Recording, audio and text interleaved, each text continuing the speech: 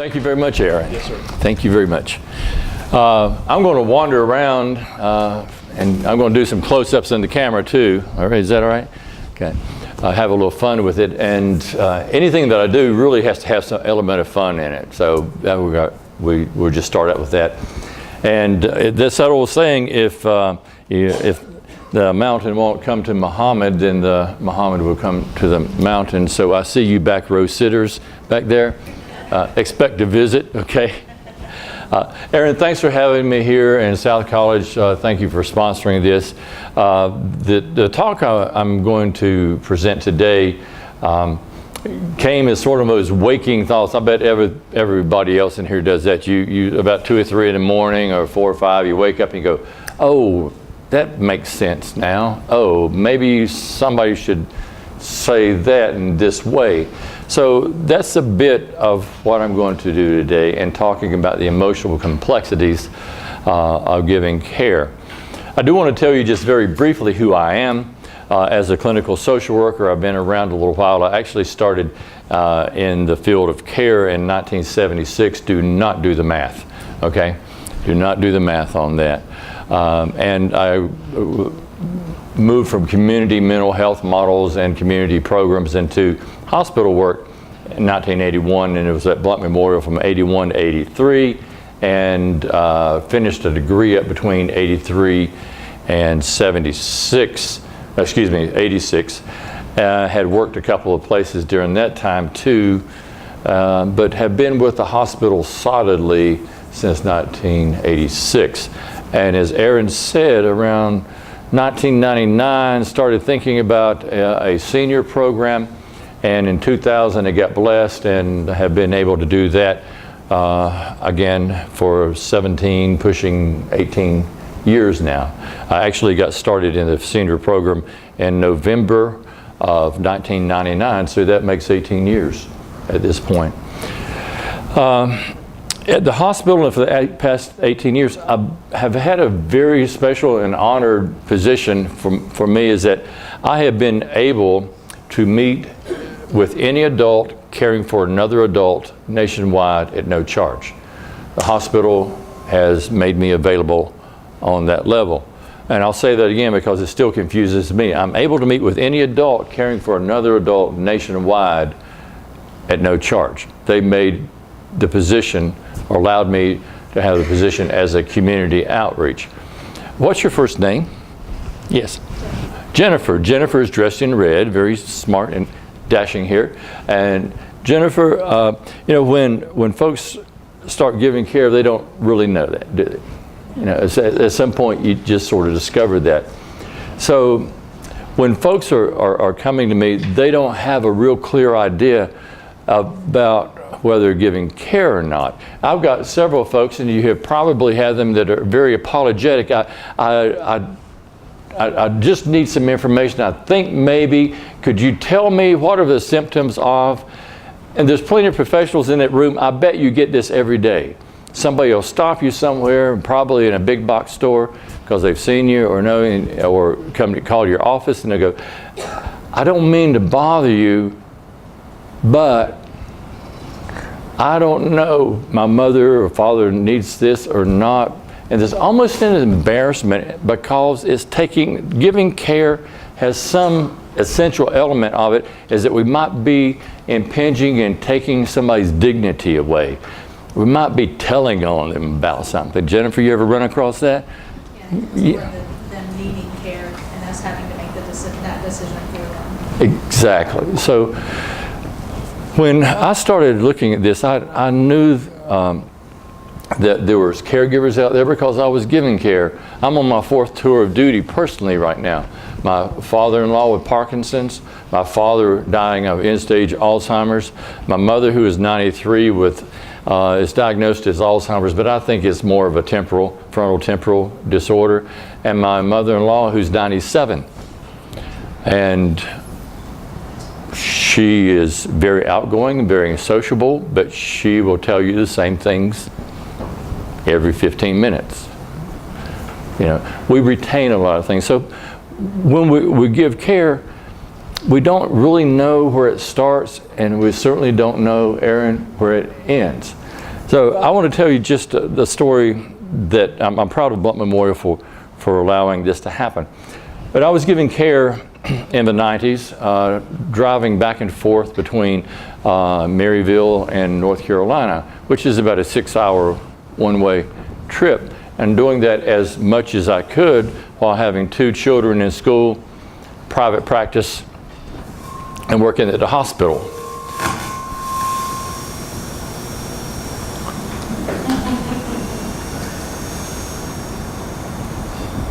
I want to get up top.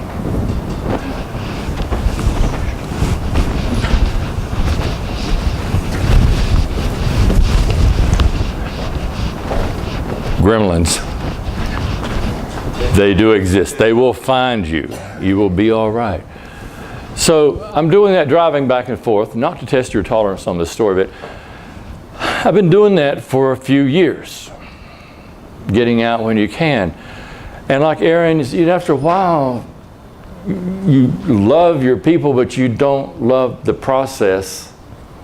And you're always going down to put out fires because you can't go down there and just be. So I'm driving back, and I'm coming through the gorge, probably midnight. I'm trying to get there so I can get back to work at 7 o'clock in the morning, that kind of thing. And I'm thinking, there's no real care for caregivers. I would just like to talk to somebody. I would just like to speak to somebody. And I went, well, you're a therapist, card carrying, insurance paying therapist. So why don't you go to another therapist? I went, no, I'm not going to do that. No. I'm going to have a diagnosis because I can't pay that out of pocket. Jennifer, we would pay for our kids or for our family, but we're not going to pay. Right? Let it go on record. I got a agreement. We're not going to do that. So I'm thinking, well, where would you go? I don't want to get a diagnosis of depression if I'm not depressed, if that's what we're going to pay for. Anxiety, I'm not depressed. I'm ticked off. I can't do anything about anything. It's like trying to push a string. So I'm thinking, where would you go? I said, well, your friends. You talk to your friends. Well, when Jennifer and I meet as friends, she goes, how you doing, Edward? I'm okay. How you doing? Jennifer, what are you into? Blah, blah, blah. Now we're going, what about the kids? What about that? We start talking. If I say, well, Jennifer, I'm not doing real well. I tell you the truth, I'm really worn out. Jennifer is compassionate. So the next time she sees me, she says, hey, Edward, how you doing? You notice that change in voice? It drops. It drops out of compassion and wanting. However, now we're going to be talking about me as the sick friend. I'm the impaired. And that gets in the way of us talking, hey, did you go out kayaking last week? So you go, well, how many friends am I going to do this with before I don't say anything to anybody around that? Not that they don't understand. They may not, but who said they were supposed to? So then you might think, okay, so we'll go to our spiritual leaders. And I actually tried that. Now, at that point in time, my family was associated with the Episcopal Church. So you think, well, you go there and you talk to your priest or your preacher or your minister about this. And really, those folks are pretty good if you're angry with God or you got some marital problems. But when you start talking about other things, that kind of falls off. So about 5 minutes into a 30-minute appointment, I went, I don't think this is going to go anywhere. So we cut it short, and she went out and cut flowers, and I left. After I got this program started, that priest came to me. She brought a parishioner who was having problems. As we were sitting there talking and just listening to this parishioner, on the way out, the priest goes, I need to talk to you. Priests and preachers work Friday, Saturday, and Sunday, and then Monday is there, right? Any got preacher's kids in here? Okay, you kind of know the drill. Well, she was leaving on Monday to drive to Missouri to take care of her mother to get back by Thursday to get her sermon to get right. She was doing the same thing I was doing. They're great resources, but they're not always the resource. So where do you go? This is what I noticed. So you're building this emotional situation. I'm looking for a better word than that, but anyway, you're just growing in emotion. You're growing in being outnumbered logistically, because you can't be at work for more than 15 minutes before fighting off the urge to dial that phone call and see if somebody actually got picked up or they are okay. And you think, well, where do you get help? Well, this is what I noticed is that, let's say we're checking out in a big box store somewhere, and they're swiping me out. And there's one question they always ask you, right? How you doing?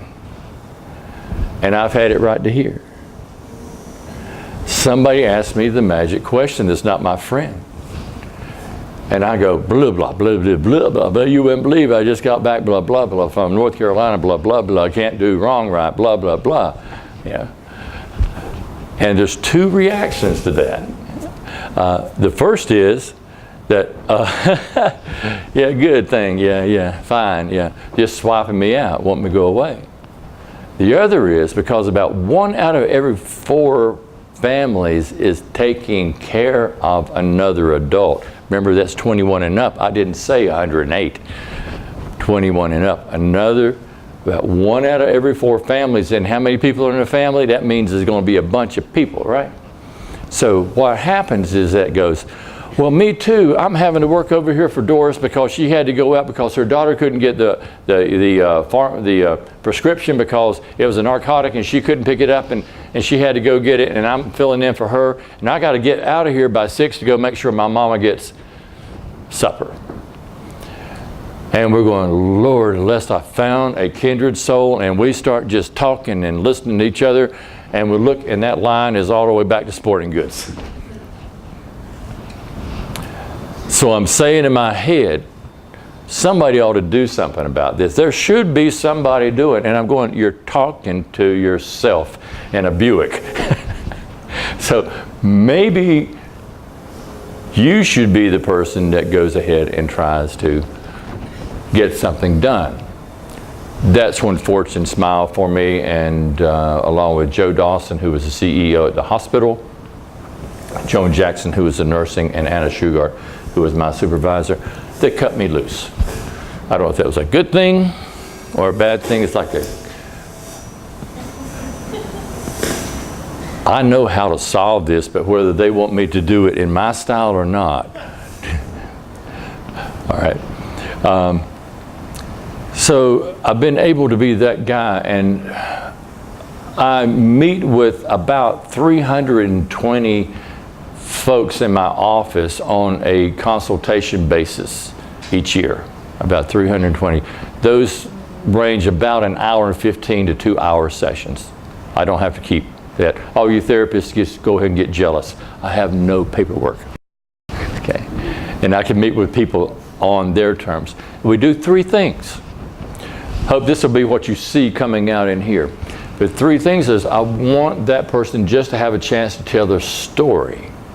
The story of the day, the story of the week, the story of the experience, however it comes up. And they often say, well, where do I start? And I'm going, it's like fishing line. It's fouled. You got to cut something. Just pick a loop and cut. That's all it is, just pick a loop and cut. Because the relief is in the just talking, not in the, well, how did you feel about that? A second thing that I want to accomplish with folks is that we address some strategy. 2 pieces of strategy, what now and what next. If you've ever given care, you can't think about doing what you're doing for thinking about 4 or 5 things that you've got to get done. There's always something in front of you and looming. So we look at what can you do now, what can you do next. A friend of mine told me this, giving care is like driving at night. Boy, that sure caught my attention. I said, well, how so? You're being very philosophic to a very simple person, so please explain. She said it was, when you drive at night, you'll get to wherever you're going as long as you drive as far as the headlights shine. I went, perfect. I'm going to use that, and I have been using it for 15 years now. So Jennifer, you and I can drive from Maryville to Memphis as long as we drive in the darkest of nights, if we drive from the front of the beam to the end of the beam. And if we're in Lenore City, we don't really need to know what's going on in Nashville. We just need to drive 40 miles an hour on the nose, right? Anybody been to Lenore City? Let the record say lots ahead now. It's 40 miles an hour, right? Until they go down to 30. We have to just pay attention where we are, and we'll get there. So with that kind of pre-ramble, it's not a preamble, it's a pre-ramble. I am a 2-hour talker. I'm trying to get this in, and my job here is to try to make an hour and a half feel like 30 minutes and get you all out early, right? Okay, yes. The other thing is I have OMS. Anybody heard of OMS? No hands going up. It's old man syndrome.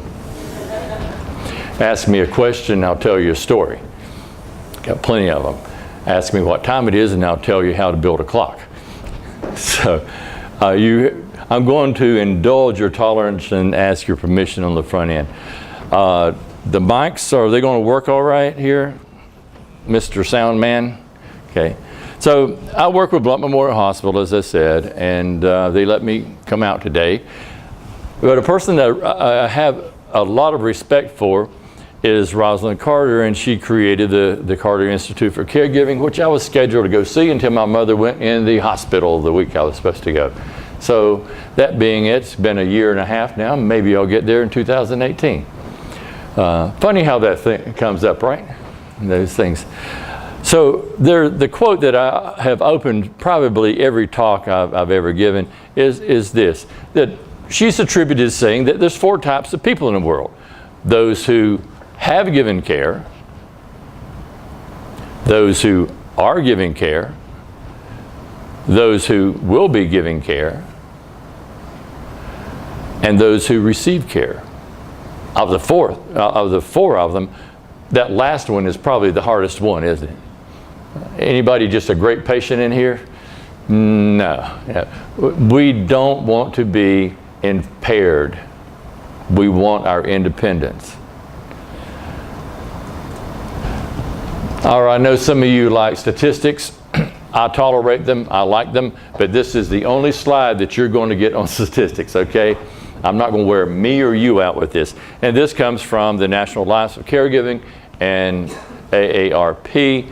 And it basically is stating, remember that care is given to an adult child. There's about 43.5 million people doing that on a daily basis that receive no pay as caregivers and families, friends, whoever is stepping up to the situation.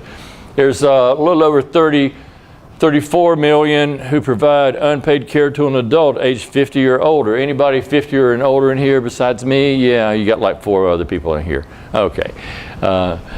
So now we're looking out of that 34 million, about 82% of them care for one person. About 14% care for 2 people, and 3% care for more. We care for folks of age is either a family member, parent, or spouse. Anybody heard the word elder orphan? Yeah. When somebody is outlived, moved away from, or has run everybody else off, because those folks do exist, and they're the only one in their community, their state, their district to take care of themselves. And when they can't,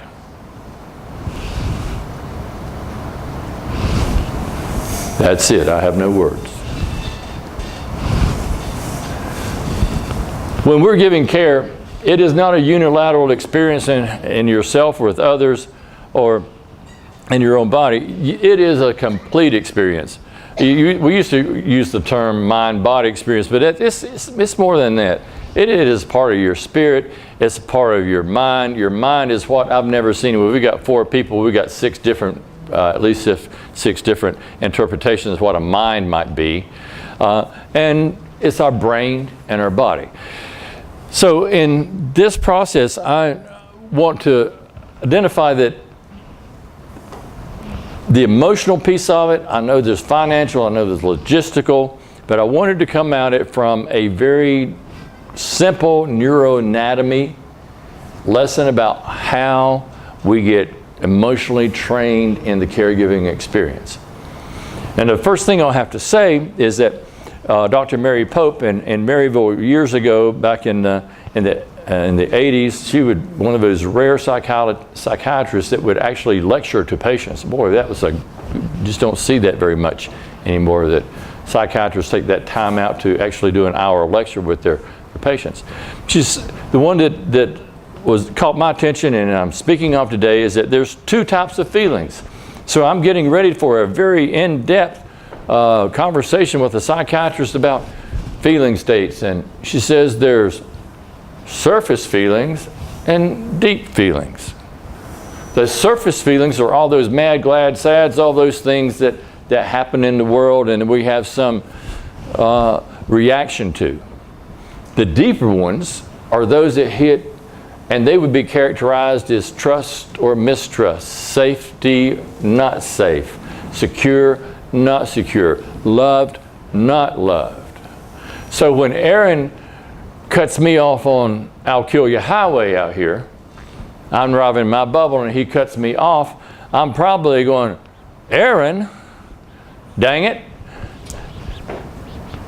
I'll have a startled reaction to him, but that hit in a very deeper place than it came out. It hit, oh, I'm not safe, insecure.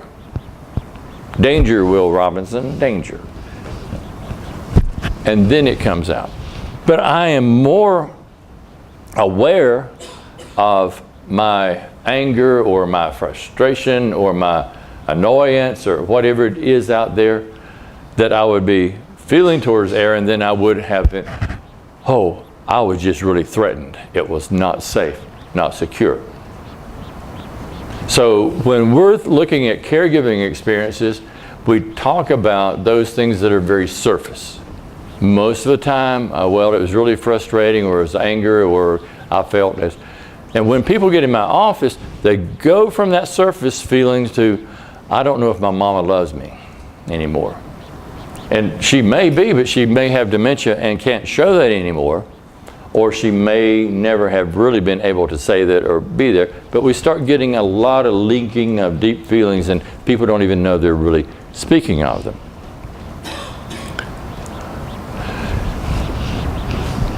Stress is a good thing. Stress is integrity. If you ever look at atmospheric pressure, 14.7 pounds per square inch at sea level, that's our integrity. If you scuba dive and you go down 30 feet, we'll double it. If you go down 30 more feet, double what you just doubled. Now that stress is becoming a liability because the integrity is worn off. It's like a rope. A good sisal manila rope has a lot of strength to it, but we can continue to pull that rope to its strength, and it doesn't snap, it frays. You keep the tension on it long enough, it frays. You lose fibers, you lose a cord. You lose enough cord, at some point you no longer have the rope. So this vulnerability is a strength stressed or pushed beyond itself. So not being able to do something doesn't mean you're not strong. It means that you have taken your strength and you have pulled your strength to the point that it's fraying, decording, and at some point that's no longer a rope.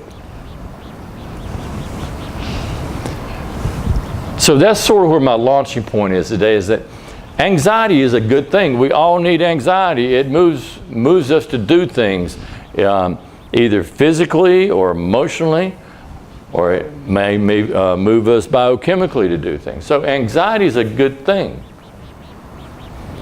except when it is there constantly. Now, if we talk about our mind, we can all get philosophic and metaphysical, but that's not where stress lives. It is my contention in the world that there's only two things happening at any one time. It's either you're training or you're being trained.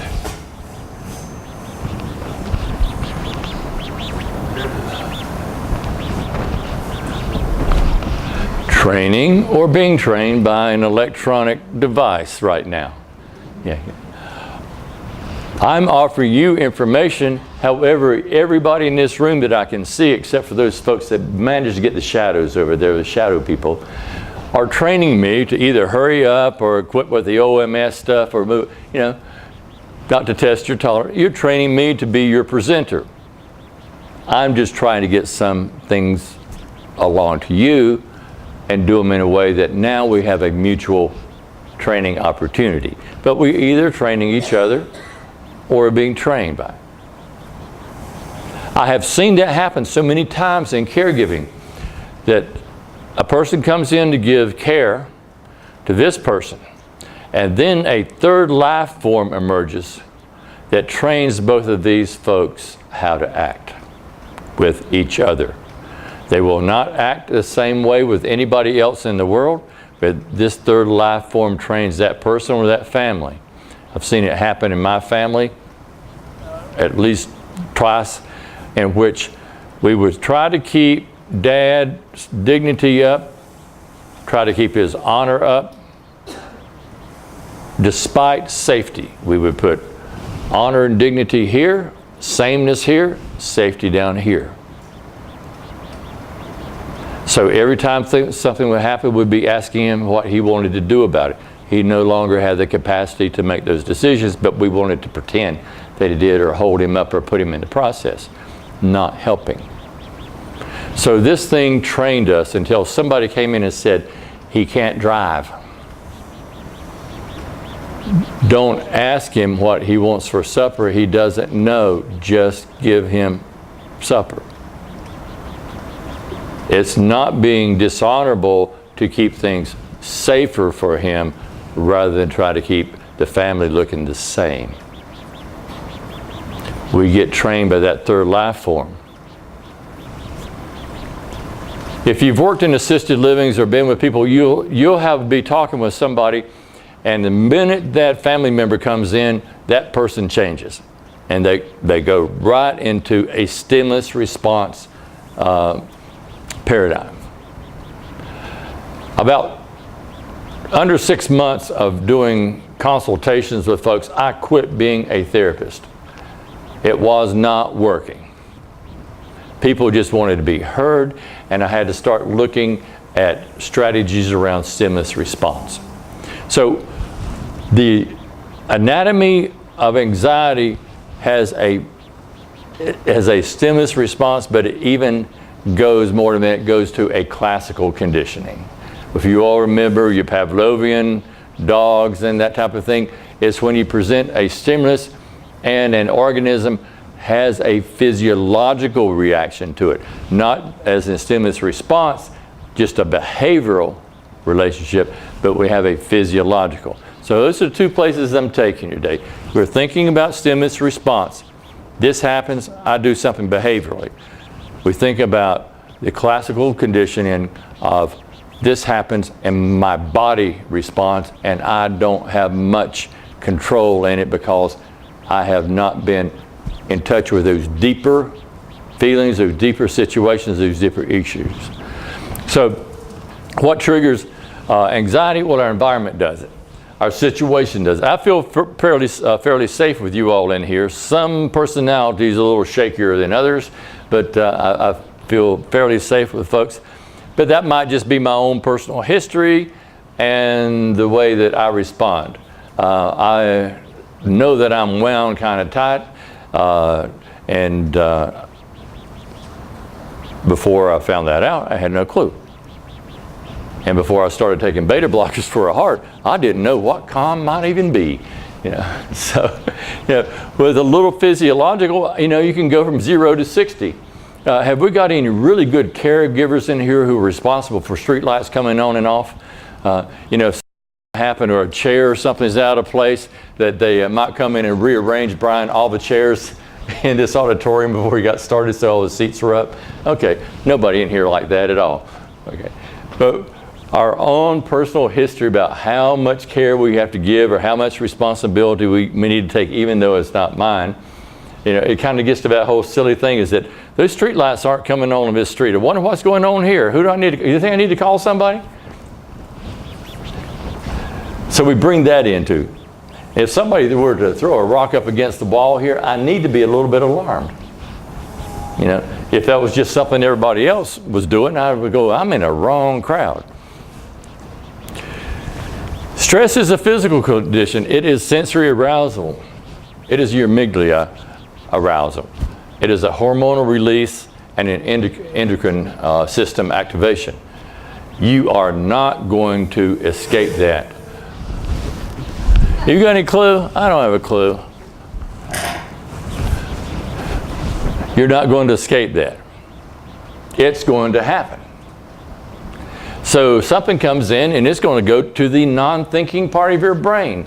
And we don't even know what our stimulus are, what the sensory perceptions our brain are picking up.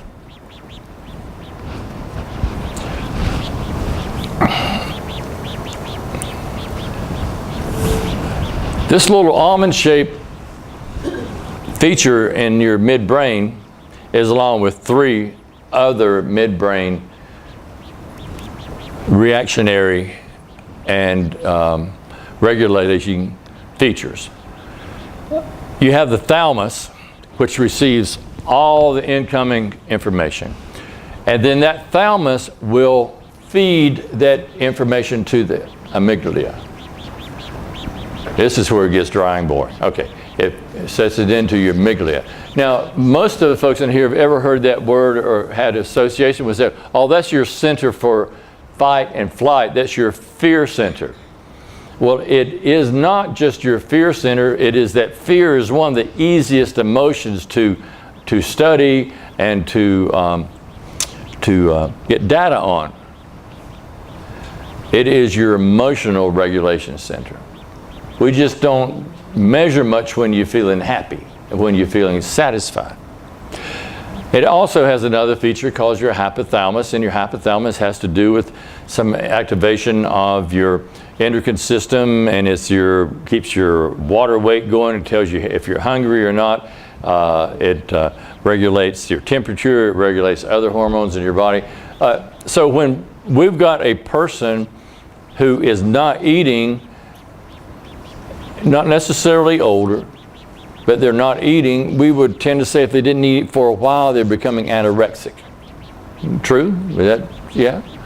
So that anorexia doesn't have to be about body image.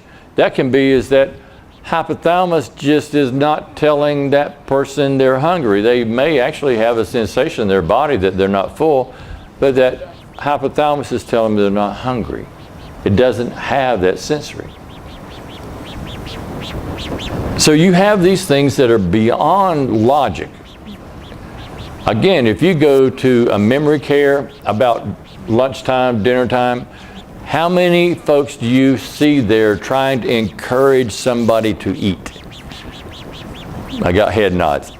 Just about everybody that has a family, and you're trying to use this part of their brain and this part of their brain to tell them that they're hungry when the non-thinking part of their brain tells them they're not.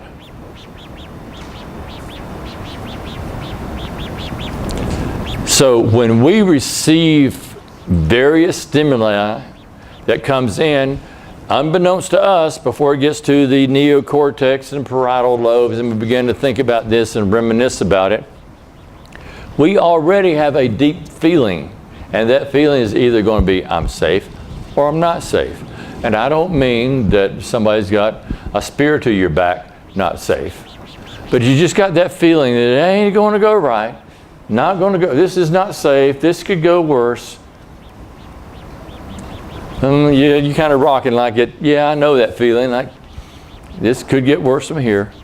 So we have this first order response, and that response is to a sensory input, and it signals a response that activates a physiological and then intellectual approach.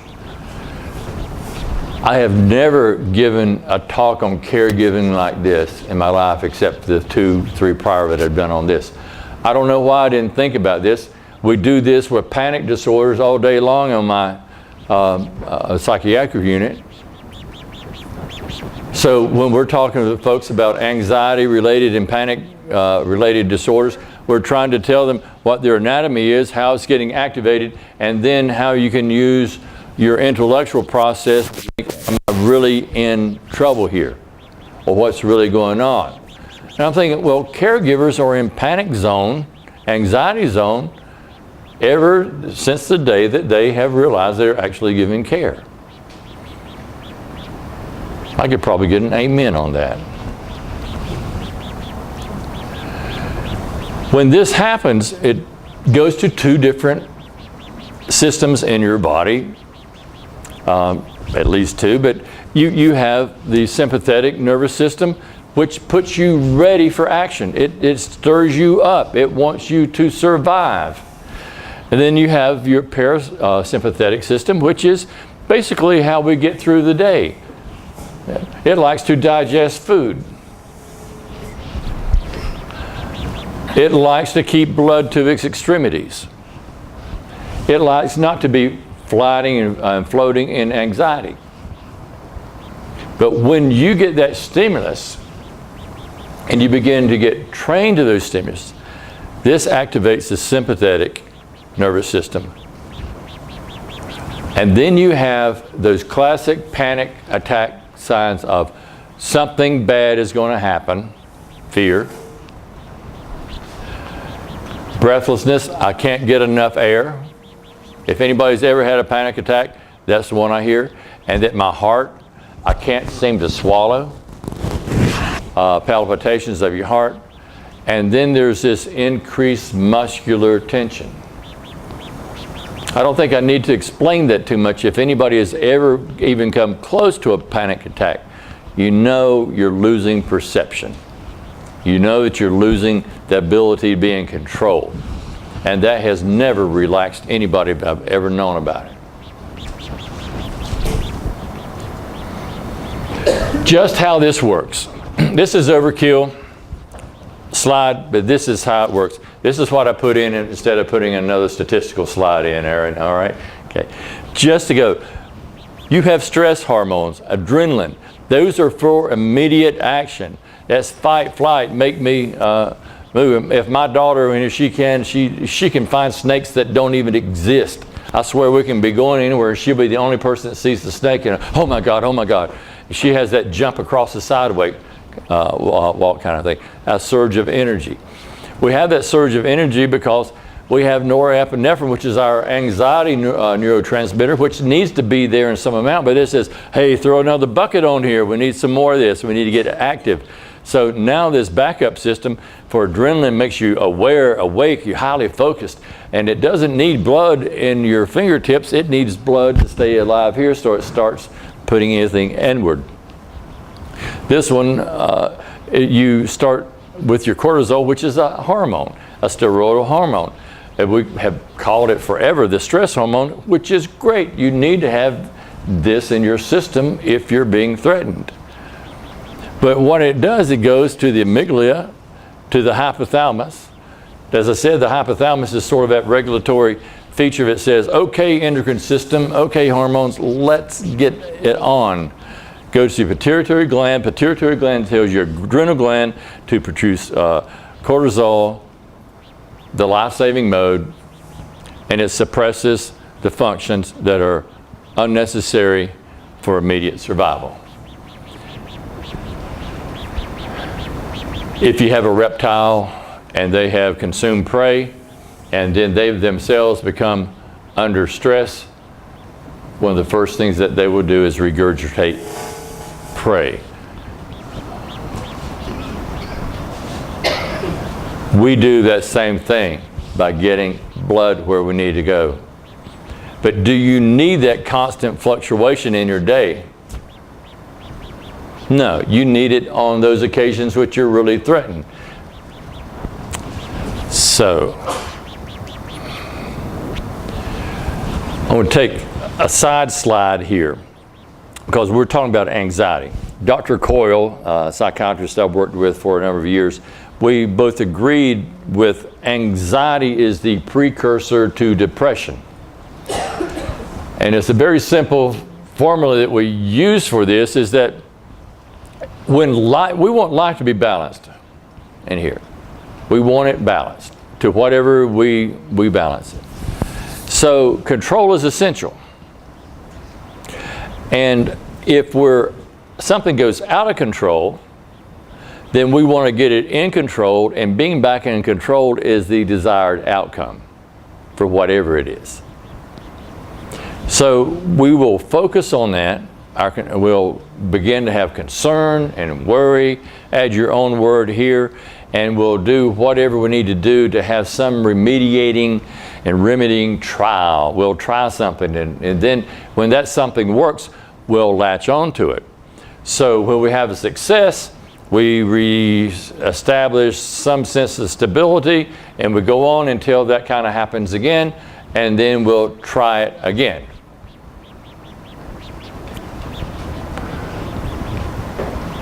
I suppose everybody's put campfires out with water, correct? Okay.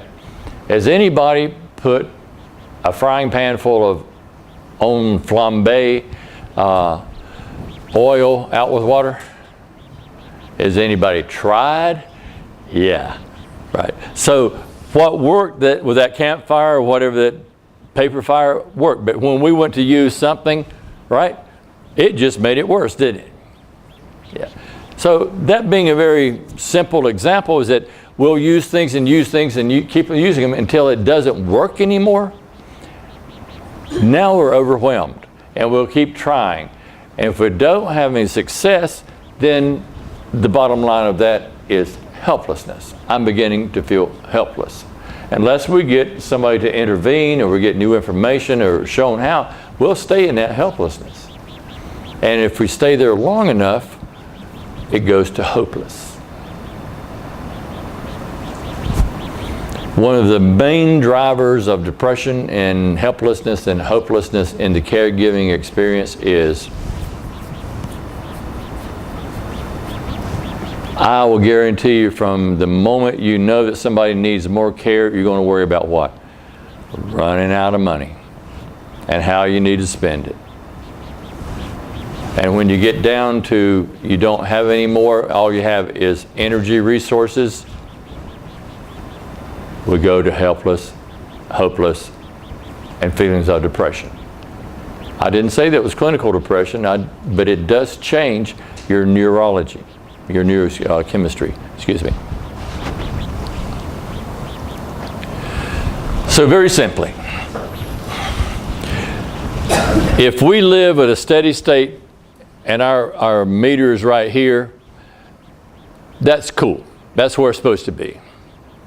If Jennifer throws a rock at me up here, I need to respond. I need all those things to happen. Then what happens, if she's not throwing any more rocks, then it goes back down. Now, it's not going to go down immediately because it's like these lights in here. You turn these lights out, there's enough electricity either in the ballast or in the line that's going to keep those lights on just a nanosecond. We still have energy in the system. But what happens when you're under enough experience, you stay in the aroused zone. Now you're operating in nearly depleted state of resources and tolerance. So the closer you get to the red zone, it doesn't take that much to go up there, does it? If you're down here, you've got some tolerance. But if you're living mostly in here, Now you hit that red zone quickly. I should be able to handle that. Well, I don't think you can, because you don't have that much space to go from where you are, not zero, to we're about to blow. That's probably one of the most important slides around. This is what I've based many talks off of.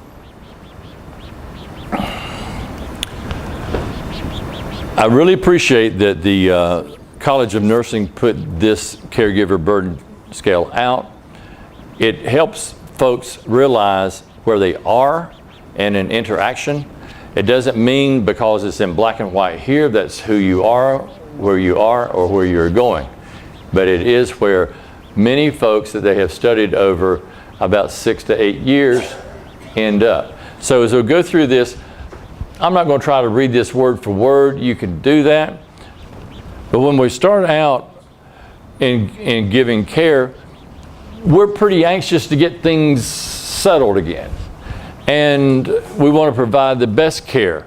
And we try to keep up appearances. Try to keep things the same. And we begin to operate as a super person. And we're able to pull that off for a while. We're all able to do some of our own things, our own personal needs. And I don't really like the word denial very much, however it has fit. Sometimes I think it's just you don't have enough information. It's not out and out denial, you're just more innocent rather than ignorant to something. But I remember back in around when I first met Janice Wade, that it was about 1990s, early 1990s, and my father was moving in stages of where Alzheimer's moves, and I had begun working with the Alzheimer's Association as it was back in the then and when. And she was asking me, well, would you have Alzheimer's? Yes, my father has it, and blah, blah, and we're going to take care of him. I don't remember exactly how I said it, but it was a fairly, we're going to take care of this. We're going to get it done. It's me and my brother and I, we will take care of that. And she said, that's great, but giving care is like working on a quilt. You can run out of patches. And I thought, no, you don't know my family. We're not going to run out of patches. We'll complete this quilt. We'll never have to use a facility or anybody else except us. Hoorah. Yeah, it didn't turn out that way. So in about the first year and a half, we can sustain that. But as we move into 2 years, the caregiver is having to take medications themselves. And the most commonly self-prescribed medication is, I'll see if I can get this right, W-I-N-E. Not necessarily Merlot, but a nice white wine. Something to settle. And if you have a doctor, you may get a Klonopin, a Xanax, or something to help because you're losing what? Sleep. Or that you're starting to lift people that you can't lift. You could lift an animal, but you can't lift a person. You start having pains. And whether that be over the counter, behind the counter, prescribed, we start taking those things. There we are. In that 2 year to pushing 3 year period, and this is when the emotional and the physical resources are beginning drained, all the people who might be able to help. And Jennifer, you find out you don't really want your brother who's coming in from, got an eye roll there. You don't want your brother because you've got everything kind of set up and you do want to go out for about a week and he's going to come in, but you don't want them to mess it up. Or you're going, well, how is it I give care every day and he comes in and he is the golden boy. He is the golden child. Oh, they're making over him like, and then they're fussing at me. Or I can't do wrong right. Then you realize, wait a minute, I want these resources, but I really, if it's going to come down to me, I don't really need this extra person on the committee. You get these feelings of powerless on occasion because the disease or the condition is beginning to outpace you. It consumes every part of the day. Even if you hire folks or if you hire a facility, you still go over and spend time, and that comes out of whose day? Your day. We have a depletion of resources. We're not barren, but we have a depletion of resources. Stress becomes harder to conceal. Why? Because now we're in a stimulus response, right? And not just behaviorally, but we're picking it up physiologically, and we don't even know that's going on, because what's getting trained? Your amygdala, your thalamus, your hypothalamus. Your limbic system is being trained. Remember that. You don't even know it, but now that meter is going up, and you're thinking, why can't I handle this? I handle that. Well, you're not in the same physiological place. There's less and less contacts with others, and there's dangers of abuse. This is the one slide that I have to kind of stop and go, okay, when we say danger of abuse, let's qualify that just a little bit. Because it's not that I'm going to get to the place that I'm going to hit somebody, abuse. I might lose my cool and say something ugly or fuss at somebody. But you know what? They might be abusing me. Because you have to be there too long with somebody that you lose tolerance with, or they don't have tolerance for you. I had a case years ago, I can talk about it so vaguely, but it's many years ago, that had this person, they were the only child, their mother and them were about this close, and she and her father were about that close growing up. She marries young, gets away, actually lives out of country. When they retire, they come back in country for a little while. Father dies. Now she's taking care of whom? Her mother. Mother has some type of neurodegenerative disease where she can't get out and walk around very much. She's basically in a wheelchair. But this person cannot do wrong right for this individual. In fact, the individual said that you were born to take care of me. I know that's a horrific thing to have to say on stage, but that's what it was. So this person was trying her best to take care of her mother and having to spend nights over there and spend days shopping and cleaning, and then when she would hire somebody, that mother would fire them as soon as she left. So she's getting all kinds of phone calls after she had been through all this financial arrangement and whatever, finding a person, gets fired. And then the mother, because the daughter has to start doing things hands-on with her, starts pinching and hitting and saying bad words.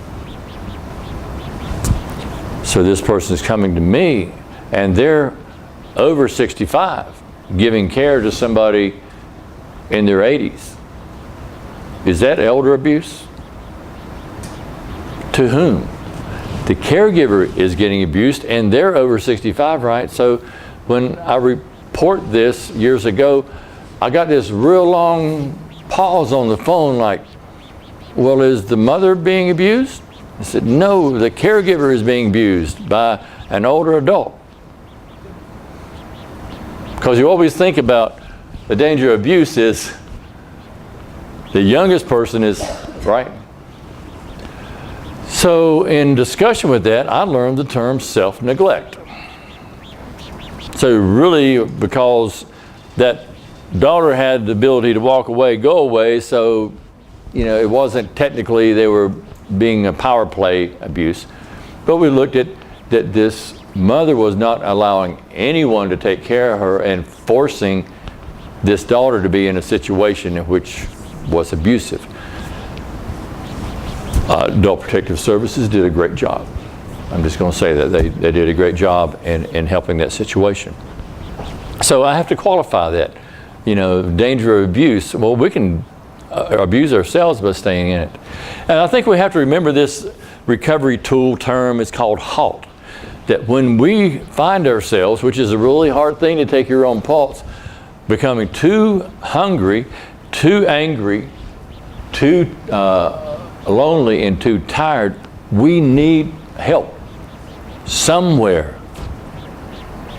Get outside the situation. Call, talk, wherever it is. Just get out. That's our acronym for that. Then we're pushing, 2.5 years now, and now the caregiver is getting unhealthy themselves. They find it hard to get up in the morning. Never feeling rested. Why? Because they're never rested. If you don't feel rested, there is a reason, and that's because you're not rested. Begins to lose the control or the will to take care of herself. You got 2 people in moo-moos now, kind of things. And I'm not saying it's that dramatic, but we're unable to manage the household, especially if people are hoarding or cluttering and you can't throw their stuff away without a fight. You know you're not going to throw it away, and you can't clean it up, right? And if you can't live at your house to clean, what's it looking like? Now, I know I'm painting a fairly disastrous picture of caregiving. Is not all that way, but the socialization goes down and you become an army of one. After 5 years, it's chronic fatigue. Caregiver is unhealthy, unable to access resources, and there's systemic burnout. Anybody ever been in an airport and you could not go anywhere? The system was fried, right? And that's where you are. So I want to be real that giving care has wonderful days. And there's warmth and sustaining the dignity of others and continuing to grow in a relationship. And the only way that the folks that are younger than us are going to learn to give care is if they see us giving care and they watch us. Even though we may not be thinking there's any attention being given, they're there. So, I painted a fairly disastrous kind of thing, but that's where that caregiver burden was. And talking about a burden, yes, people are burdens. Let's just get out of the way and say they are burdens. Parents are burdens. But they don't have to be. I can be a burden to my kids. But if my kids let me do this much, and then they can accomplish this much, that's not a burden.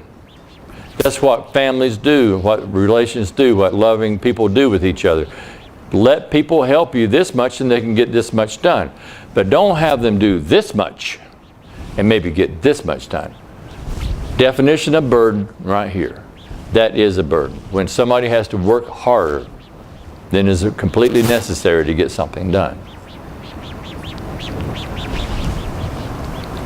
So, every day is a celebration, right? Smoke them if you got them. Can you read the one on where the guy with the whiskey is? It says, I paid off my student loans yesterday and I'm out celebrating. That's right. And if I live to be 100, I might just lob me up a camel again, And I love every opportunity to settle a bet. And I love this fencing and walkers. I love that. And I swear this is going to be me on the left over on the right, or the guy. That will be me. There's no without a doubt. That will be me. If I ever get a grandchild, the neighbors will be talking. So, and if you didn't notice, it's Aaron Bradley's next birthday cake. You left too early, Aaron. Relationships and caregiving is all about the relationships. There's nothing else. It's all about relationships. And any caregiving experience of any extended duration or intensity, the primary relationship is the first one to be impacted. So let me just say that. It's your marriage, it's your datehood, it's your partnerships. They will take a hit. They may not go down the tubes, but they will take a hit because you cannot be physically 2 places at once, and you certainly can't be emotionally 2 places at once.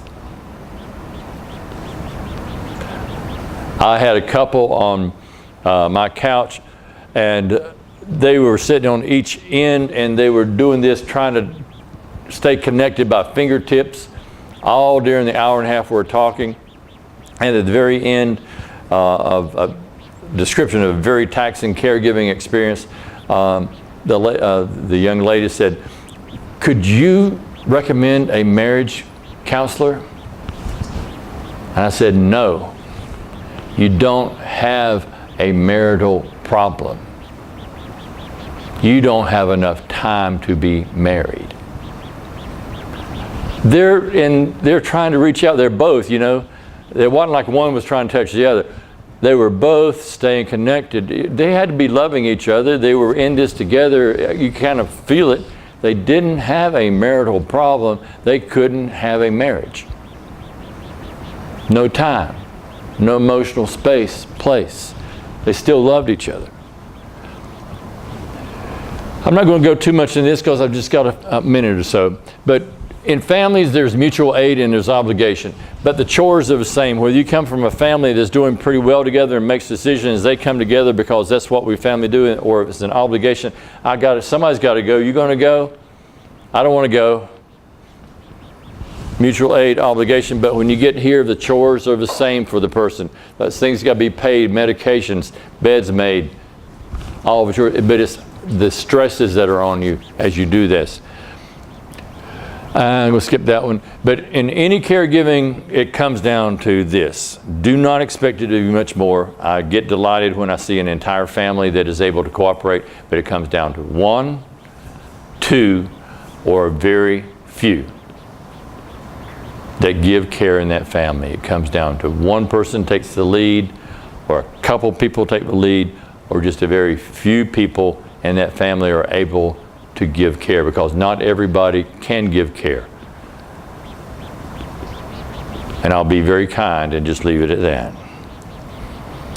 Then the professional relationships you've got to juggle. My goodness, how many are there? How many people do you have to meet and talk with, and how many phone robots do you have to talk with to make a doctor's appointment to get a prescription filled?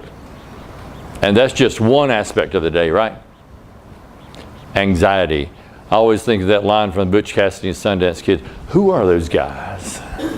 Who are those guys? Now here's the big thing. Guilt.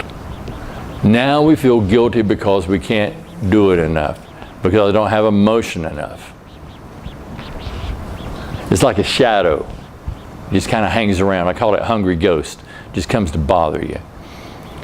Guilt equals control. If we can control something, I feel guilty about it, then I'm undoing it. That's a very neurotic kind of thing. If I'm driving down Brian's neighborhood and the speed limit should be about 15 and I'm doing 35, and this cat and this kid come running across and I have to hit the brakes and go squealing, and Brian looks up at me and gives me that, I should feel guilty. And that guilt helps me to amend my behavior. So not just in his neighborhood, but in every neighborhood I'm slowing down. Guilt equals control. But the thing is that when we're feeling this guilty about everything, there's no way. And we are not going to control everything. Because in giving care, care creates an environment which, this is my words, I'm a little proud of them. Giving care creates an environment and experience of constant change and response. Often there is no signal of change, nor is there enough information or resources available to effect an immediate stabilizing response, but that's what we want, right? We want it to happen immediately. Our abilities are overwhelmed by ambush and by our self-imposed expectations of being in control and remaining intact. They remain intact, that we should be in control, even if they're delusional. Can you see that frame? It's a hard one to get in there. That's a group of some type of antelope or deerish kind of things, and there is a large cat dropping out of a tree down onto one of them. True definition of ambush. Did not see that coming. But yet, we will, like those deer, we will hold ourselves accountable. Well, I should have known there was a cat. Caregiving is that way. We hold ourselves to be overly accountable for things from which we will not ever be able to be in control. It's like we're playing cards with things, and we can't play those cards because we didn't deal them. and we're not going to get to play them, so it makes it really difficult to watch the game. And tell somebody, don't play that ace on that deuce, on that wild card. Don't throw your ace. But what do they do? Throw the ace. So I usually have folks finish this sentence, and we're running short or on time to get you out of here. But I feel guilty because the last place I did this, that was like a 20-minute there. And how to make decisions and minimize guilt. You focus on every decision you make it on a sense from safety and security, not on good, bad, keeping the things safe, not keeping people operating as they've always been, but you make them on your own personal. You drop your hand to your knee and you go, is it safe, is it secure, yes or no? You start going, that means no. You answer yes and no. Is it safe for Dad to drive, yes or no? No. Can I stop him from driving right now? No, but I have made the decision. I know where I stand. Is it safe for me to go over to see my mother 3 times a week? No. So, as I'm trying to wind up this slide, sometimes I forget that putting myself first isn't selfish, but necessary. Hold on to that thought. And giving care is demanding. And it has a tendency to be all-consuming. And in this journey, we also must live. So embrace whatever moment that becomes available. Listen to your music, knit your hat, mow your yard, play that song, read that book, grow your plants, laugh that laugh, wash that car, rake my yard, or your yard, and do all that just for the life of it. We've got to stay alive and live in this thing. I want to thank you. It is really an honor for me to be here. It truly is. And I always trust that when good people gather for a good reason, that significant moments happen for each of us. I know they happen for me. And you are the world today, not just for yourself, but other folks.